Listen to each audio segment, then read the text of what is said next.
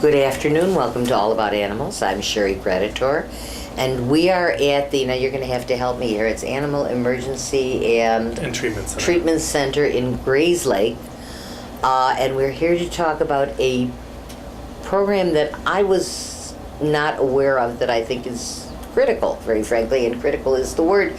My guests today are Amanda, and Amanda, you've got to do your last name for me. Cavillo, and Dr. John Nazer. Yes. And you are in charge of the blood donor program, Correct. the blood bank program here.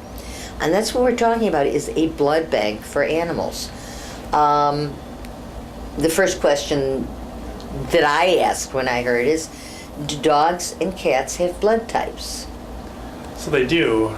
They actually have different types of blood types for dogs and cats. So dogs actually have a numbered system of blood types, and mainly they're positive or negative with that numbered system. And cats have, similar to humans, an AB type of blood type where there's A cats, B cats, and then AB, which are very infrequent.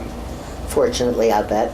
Right, and Yeah. B cats also are pretty infrequent as well. Most of the cats are A. So basically, you need to find donor animals of all of these types in order to fill the needs. Is that correct? So just like with people, there's antibodies for each blood type.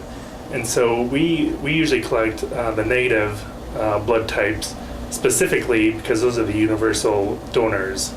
So those allow us to give blood transfusions to either positive or negative animals. And it goes without saying that animals, as people, need blood for a multitude of reasons.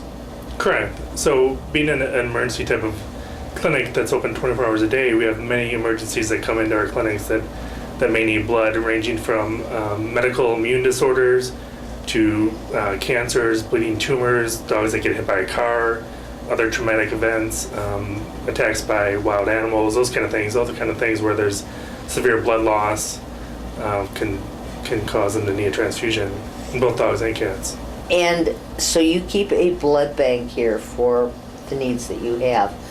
How long can you store blood that's been drawn? That depends on the preservative that's in the bag and what type of blood that we're storing. So with every donation, we have the ability to save about 4 lives with a dog donation, and cats can save about 2 lives per donation. If we keep it as one single whole unit, then it lasts for about 35 days.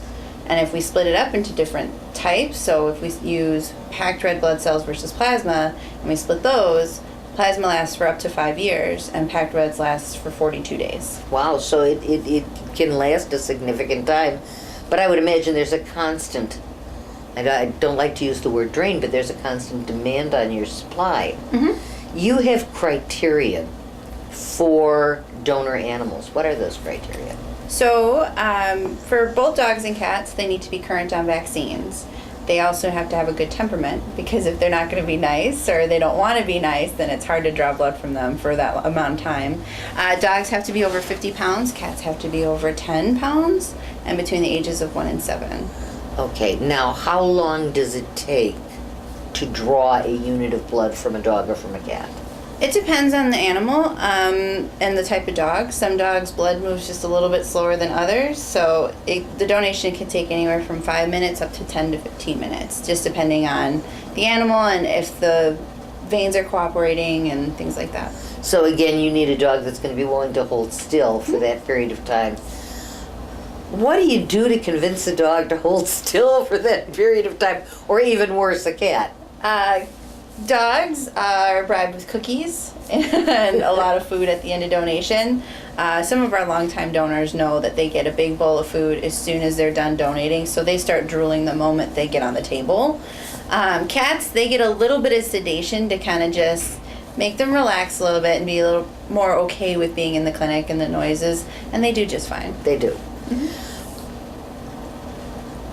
What are the responses of an animal after blood is drawn? Because that's the thing that would concern me with my beloved pet if I was bringing my beloved pet in to be a donor. So pretty much the same as in with human blood donation. They're just tired and hungry, and that's about it. Animals don't really pass out. So they're just we tell the owners to have them take it easy when they get home. No running marathons, no throwing a frisbee. They just had a good amount of blood drawn, so now it's time to just take a nap. And that's really all they need is a nap and some food, and that's about it. And what about the area in which you've drawn the blood, where the actual needle stick was? It closes up quickly enough so that a dog can be running and jumping into a car and all of the things it's going to be doing? Yeah, so we draw blood from the jugular vein. So that sits in their neck, and Okay. it's the largest vein that we have the best access to that has the best blood flow. The hole is minimal that the needle creates, and with holding off for a few minutes just by the technician, they usually do just fine. No pinch collars, nothing like with prongs on it or choke collars, but just a simple cloth collar works great, and they have no problem. And they have no problems. How bad is the need for blood? I mean, you know what your stock, and I don't like to call it stock, but the banked blood is, and you have no idea how much you're going to be needing at any given time. So, I mean, how hard is the need right now? I would assume this is something you need to be constantly reaching out to. There's always a need, and because we don't know what's going to come into our clinic, we always have to have an ample supply of the various types of blood products as to use them as needed basis. And we also supply the vets in the area, so they'll call us up, and if they need blood for one of their patients, then we supply them as well. So we don't just supply our clinics, we supply a lot of the vets that work with us. That was what I was wondering. If there was an emergency at some other clinic, they can then call you and us, say yeah. help, and you will transfer blood. Yeah. Correct. So,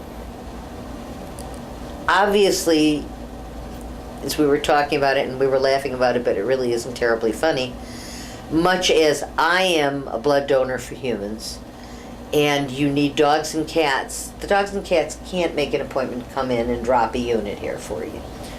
So it's up to the people who are watching. And I can imagine that there are people who are concerned, and it's my dog, my princess, my whatever. I'm not going to let anybody stick a hole in my dog's throat, and yet it's painless. They really, these Most animals. dogs don't care. You said your dog is a blood donor. How often do you?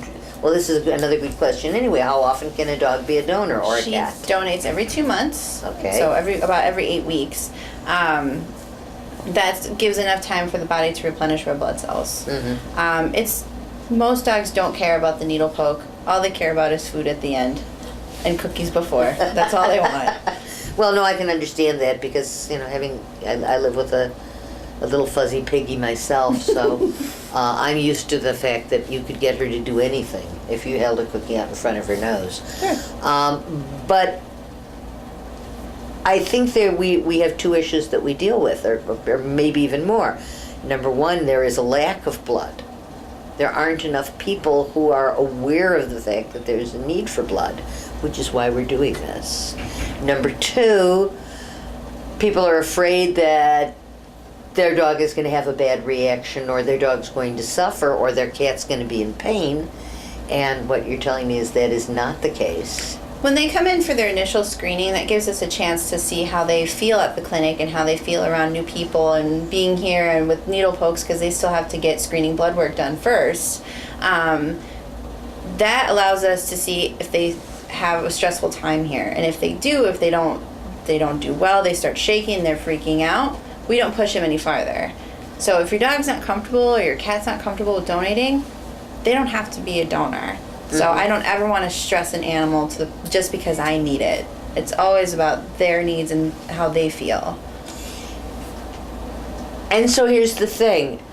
I know, and I know from experience that with people it really is not, it's not a big deal. It's not a big deal. But there are animals that might die for lack of a donor, a blood donor. And what people need to realize is that